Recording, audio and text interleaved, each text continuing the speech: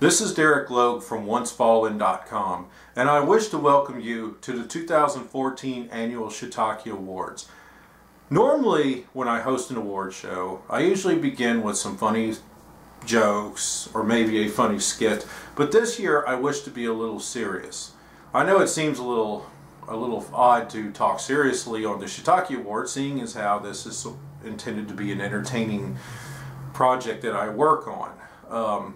This year I'm working without a script, I'm working without a game plan. I just wish to speak to you, the Shiitake Award follower from the heart, because I feel like our movement needs a jump start. For the last decade or so I've been a part of a cause to fight sex offender laws and try to reform them for the benefit both of society and the individuals that they impact. And over the course of the years, obviously I've been running the Shiitake Awards because I feel like it's a very important project. Yes, it's funny, it's intended to be entertainment, but I also spotlight the worst politicians, the worst celebrity advocates, even the worst everyday citizen who exploit sex offenders for personal gain in some form or fashion. And this year, I really wish that our movement would take a bolder step. It seems that over the last few years, we've sort of been treading water. We've grown a bit conservative. We're afraid to hurt people's feelings. And of course the Shiitake Awards is not concerned about hurting people's feelings. Obviously we sort of poke fun at people at their own expense. When they try to exploit registrants in the weirdest possible way, we spotlight that, and of course every year we host this award show and we give individuals within the cause, or even some people outside of the cause, the opportunity to spotlight and focus on some of the worst things that people do. And there are some worthy candidates for this year's Shiitake Awards, which we will get to in just a moment. And you know, it's hard to pick just one. Throughout the year, the Shiitake Awards gets dozens of nominees in one of 7 different categories. And of course, I have a selection committee now that at the end of each year, we try to pick the worst 3 out of all the possible nominees. And it's not always easy to do. And so, and with the voting, you know, it's certainly not any easier to do. This year we have the first tie. I debated on whether to play tiebreaker, but when you have so many voters and they both vote for the same 2 people, then it's really hard for me to make a decision one way or the other, because I felt both candidates were equally worthy. So I wanted to do something a little different this year. This year, every Shiitake Award winner is going to get a notice that they won. I feel that, you know, the time of worrying about hurt feelings is past us. One of the award winners, as a matter of fact, is going to be at least part of the focus of an upcoming, you know, protest in Tallahassee. If you're watching this after April, then you'll have already known about the rally in Tally. But you know, at this point, we can no longer sit back and worry about making other people uncomfortable because we have the audacity to preach the truth about what it is that we represent. You know, the Shiitake Awards is only a small part of this. It's supposed to be, it's supposed to be a gift from me to you, the community of individuals who fight to reform America's sex offender laws. Because it's somewhat, it's entertaining. It's one of my favorite projects to do, but at the same time, it's also educational because you can look and see how crazy some people get sometimes with these sex offender laws. You know, we see lots of crazy comments. We see lots of crazy ideas that come and go. We see people doing the most ridiculous things, and sometimes it backfires on them. We've seen some really crazy stories come through here over the years, and this year, of course, is no different. But at the same, you know, and here's the thing, you know, what I had hoped to do with the Shiitake Awards is that those of you who watch the award shows every year and follow the Shiitake Award blogs and keep up with the nominees throughout the year, you can look at the blog and see the insanity as it's happening now, and realize that a lot of people despite all of our best efforts, we still have a long ways to go. We're trying to educate the public. We're trying to change the way they look at people who are forced to register as sex offenders. And it's not an easy task, but we cannot expect to make any progress in that field if we're not willing to be visible. Visibility equals credibility, and when you're invisible, it's not only easier to dehumanize you, it's also easier to ignore you. So we have to make a bolder, more visible presence, and I really hope that you watch the nominees, you see why these people were nominated and why they won, of course. And what I hope is, you know, by the time you finish looking at the nominees for this year, or the winners for this year, that you realize that that these people are not going to change without being confronted a little bit. Just you know, think of a 12-step program. If a person stays on step 1 and they're constantly just saying, okay, I'm powerless to control my alcoholism or something, do we leave them at step 1? No. And sometimes people have to be confronted in order to see it. And confrontation isn't always easy. And confrontation doesn't necessarily mean that you're going there with your dukes up and you're getting all of them up in somebody's face. It just means that you make people aware of the wrongs that they're doing. And I wanted the Shiitake Awards to sort of be part of that process and show people, you know, that what they're doing hurts people and impacts people in a negative way. So my challenge to you, the viewers, this year, and I hope that you people take it to heart, because this movement has pretty much been my life for the last decade or so. I've been running Once Fallen since December of 2007, and of course I was doing activism even before then. So I've been around longer than a lot of individuals who are in the movement now. But you know, I've dedicated my life to this thing, and I really, you know, and I've seen a lot of positive changes. But in order for us to continue to grow, we're going to have to start doing more than just little things. You know, we've sort of become content with little victories. The little victory here, little victory there.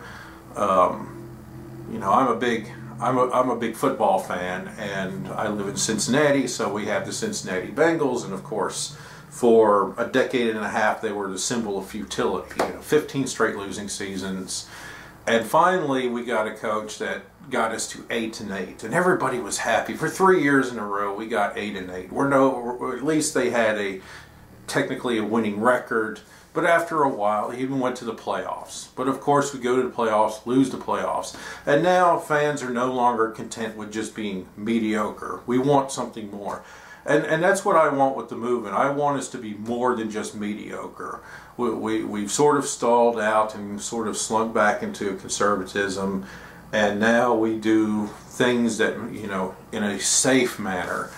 As a matter of fact, last year, funny story was, somebody from another organization approached me to take over the Shiitake Awards, but they wanted to tone it down. The Shiitake Awards was never meant to be toned down, because it's sort of meant to be sort of in your face.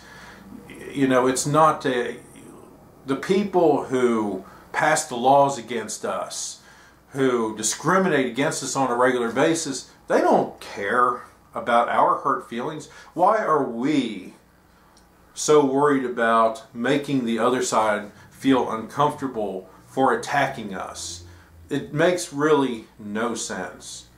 But I digress. I put the challenge out there. You know, I want people to take a more public stance, a bolder stance, participate in public demonstrations. I think that that's a key thing. Yes, it's not going to be the only solution. Obviously, you know, I mean, I feel like that, you know, any good approach to changing things is going to be multifaceted. We need people who are willing to go to courts. We need people willing to go to legislators. We need people willing to stand on a street corner to pass out flyers and hold a sign. We need people willing to go on TV, write letters to the editor. We even need people to just talk to people in normal, everyday circumstances about this. And we raise awareness a little bit at the time. But now, you know, but we're going to have to recognize that each of these approaches are equally valid, and that we need all of them. Maybe you want to focus on the courts, and that's fine. But just don't disparage the ones that say, okay, the courts aren't the way to do it. Now, I will argue, of course, that the courts aren't the only way to do it, because I believe that each individual part of this movement has its drawbacks but has its benefits.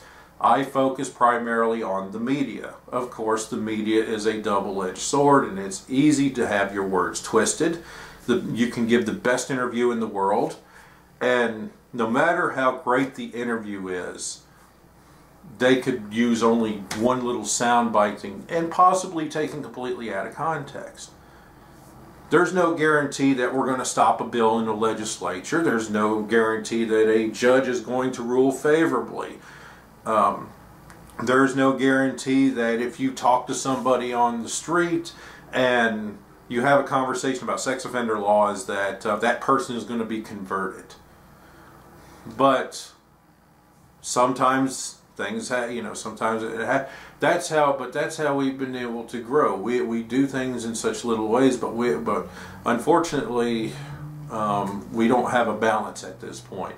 That's why I really wish to challenge people to step up to the most neglected parts of this cause, the public demonstrations. We have not had a public demonstration in years. Of course, soon we're going to have public demonstrations in a couple of places, and hopefully it will prove to you people that we have nothing to fear but fear itself. Yeah, I know it's a bit cliche, but it's the truth. A lot of times we fear doing things because we think in worst case scenarios. But I'd like to point out that I came from a slightly different time in this movement than most people have. A time when I could say perhaps maybe we were either a little bit hungry, or we were just more willing to take a chance, because at that point we had nothing to lose, and so we were willing to have public demonstrations. And yes, they weren't easy. We had counter protesters, and yet we still had our demonstrations successfully. And of course, one of the demonstrations really went a long way into making our current system of sex offender reform, you know, our national groups or state affiliate groups, a lot of these good ideas. Of course, even Once Fallen came from one of these places. So I really want those of you to, you know, listening to this right now, to keep this in mind as you watch the video for the 2014 annual Shiitake Award. View the winners, and I hope that seeing the winners and seeing what the reason why they were nominated as the winners, hopefully that will inspire you. You know, you know, hopefully it gets you angry enough to want to do something more. I really hope you people take this message to heart, because you know, I really spoke from the heart with this. I didn't write a script or anything, as I said. Normally when I make Shiitake Award videos, there's a lot of production behind it, and I write a script, I do a little goofy acting, you know, I make something silly and stuff. And of course, next year maybe we'll go back to doing a silly video. I actually had an idea in my mind how the video was going to go this year, but in light of the way things have gone in the past month, I felt like that this was a little bit more needed. So I hope that, you know, I hope that you got something out of what I said. And in the meantime, enjoy viewing your 2014 Annual Shiitake Award winners. Thank you.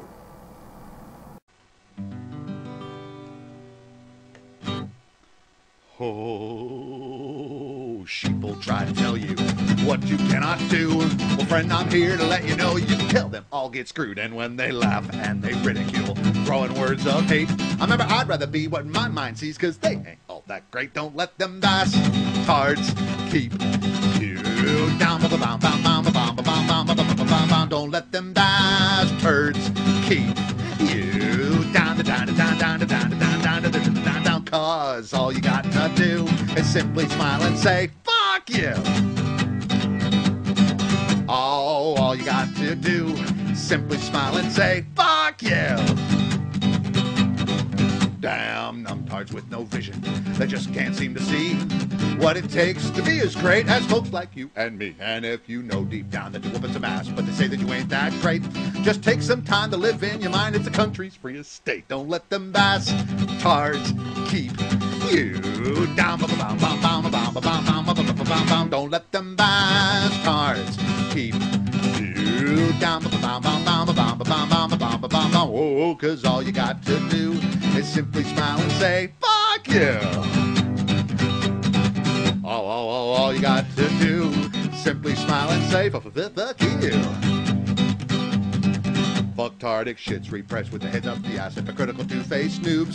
The combined IQ of a teenage dude when confronted with his first pair of boobs. It's true, I pray, fuck you at the temple of rude. But to balance the whole thing out, I reach down to my ass, grab a big old laugh, and then follow it up when I shout, don't let them bastards keep you down. Don't let them bastards keep you down.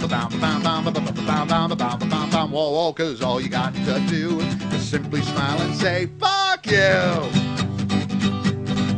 All you got to do is simply smile and say, fuck you.